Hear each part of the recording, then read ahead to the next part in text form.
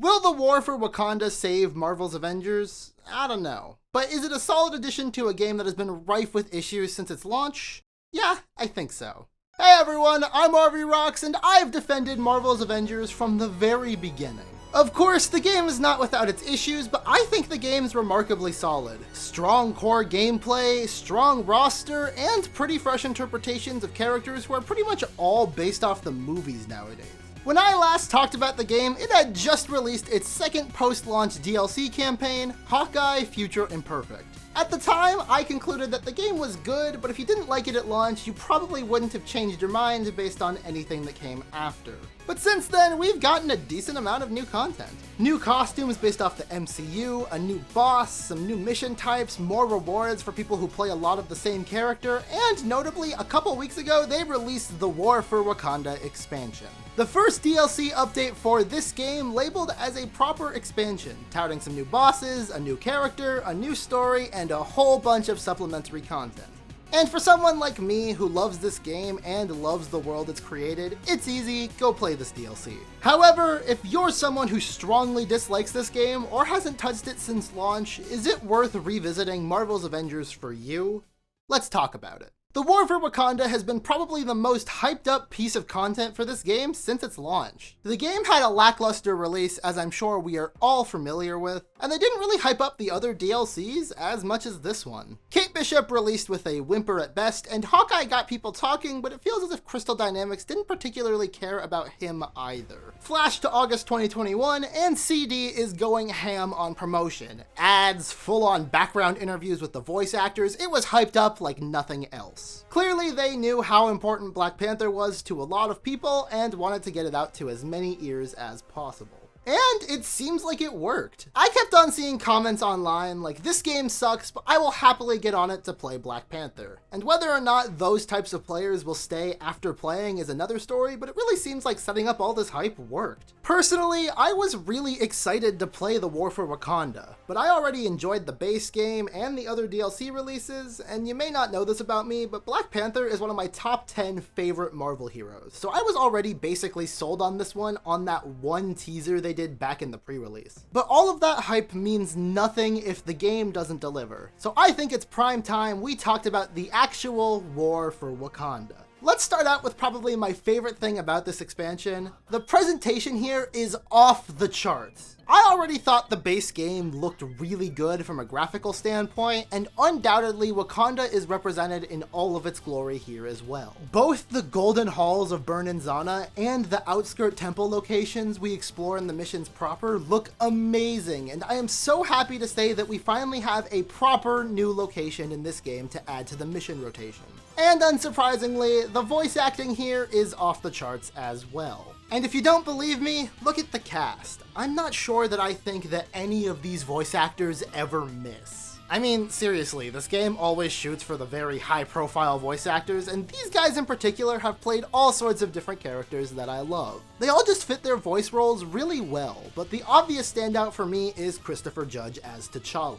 I think most people can agree with me when I say that T'Challa being played by Chadwick Boseman in the MCU was near perfect casting. Not to mention, the effects of his passing are still being felt by a lot of fans in the Marvel space. So I can't imagine that this role was easy to cast or easy to perform. But I can happily say that Christopher Judge kicks ass in the role, sounding, in my opinion, perfect as the Black Panther. And just like his voice actor, our newest playable character kicks ass as well. Out of all the post-launch DLC characters, Black Panther is definitely the highlight, and even amongst the entire cast of the Avengers game, it's clear that he has some of the most attention to detail put into his attack animations. Needless to say, Black Panther in this game lives up to the legend that he has become through the comics and the MCU.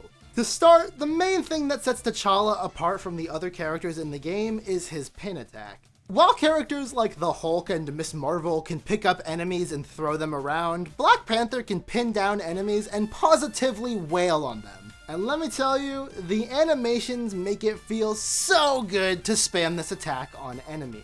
All of his attacks have style, they have impact, and his special abilities all track from the character's history. He has Kimoyo beads that can either heal teammates or weaken enemies, a spear attack that pierces foes and pins them into the surrounding terrain, and his ultimate attack fills him with the power of Bast and can be customized to allow T'Challa to do some pretty cool things, including summoning some of the Dora Milaje and being able to teleport. The best word that I can use to describe this character is cool. He has cool standard attacks, cool specials, and his ranged attack are throwing daggers, which are also pretty fucking cool. And for Black Panther's intrinsic ability, they incorporate that whole momentum redirection thing from the MCU in a way that is far cooler than anything they do with it in any of his MCU appearances. Seriously, when I first watched Black Panther, I was like, that sounds like a video game ability, and lo and behold, it works great here. I don't know how T'Challa stands amongst the wider cast in terms of balance, but he is definitely one of the more satisfying characters to play as, in my opinion. However, on a more negative note, I do think that his damage needs to be readjusted in a few key areas. Spamming his daggers feels like it does far more to his enemies than his physical attacks. Which is a shame because his physical attacks feel like they have so much gravitas to their movements, but it's ultimately more effective to just sit there and throw daggers. Other than that, I really love this character.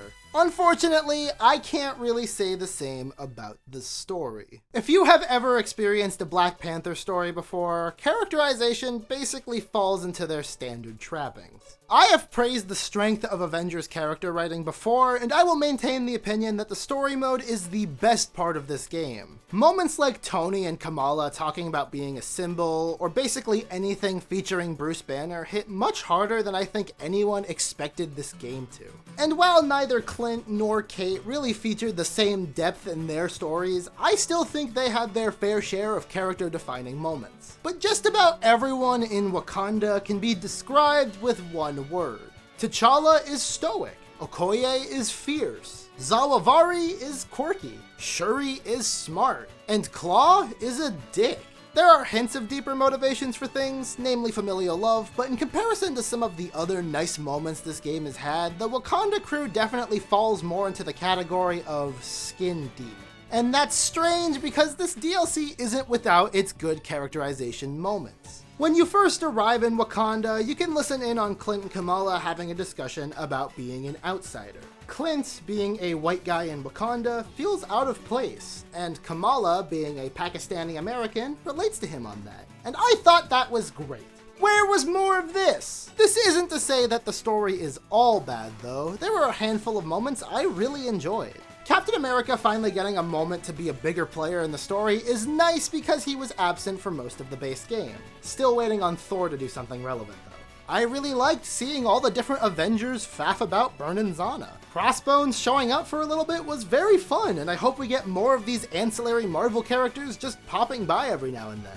And I particularly love how they managed to make Claw both resemble the MCU/cartoon design and the much more silly comic design, and having a pretty reasonable, true-to-character way for his comic design to fit into everything, even if the reasoning why he transforms is kinda swept under the rug.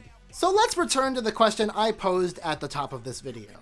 Is the War for Wakanda a good reason to revisit Marvel's Avengers? Well, you may have noticed that I have neglected to talk about a pretty core part of the Avengers experience throughout this review, and that is the whole games as a service side to things. And that's because there's not much to say. There's a few new mission types like the Suedo Horde mode, which with a few improvements could get me playing for hours, and new gear with new effects. But if you're not already dedicated to the game, knowing this stuff isn't gonna excite you, and it didn't really excite me, and I love the game, so I'll leave it at that. I think you should give War for Wakanda a shot. It's not as good as the story mode, but I do think it's the best DLC we have gotten for the game so far, though labeling it with expansion might have been a little bit of a stretch. Black Panther is super fun to play as, and if nothing else, you can probably just play the expansion single player and pretend it's a standalone Black Panther game. But then again, take my words with a grain of salt because I love the base game and I love Black Panther.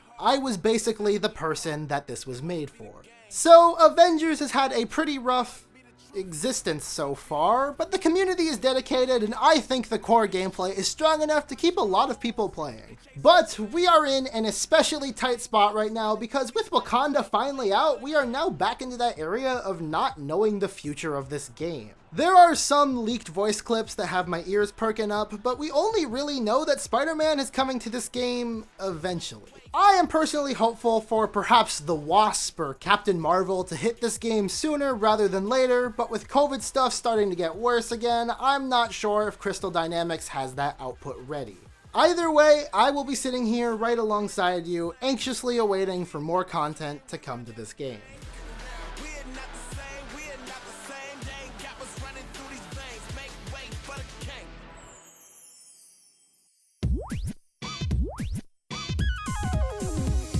And if you are anxiously waiting for more content to come to my channel, then calm the fuck down! I am only one man!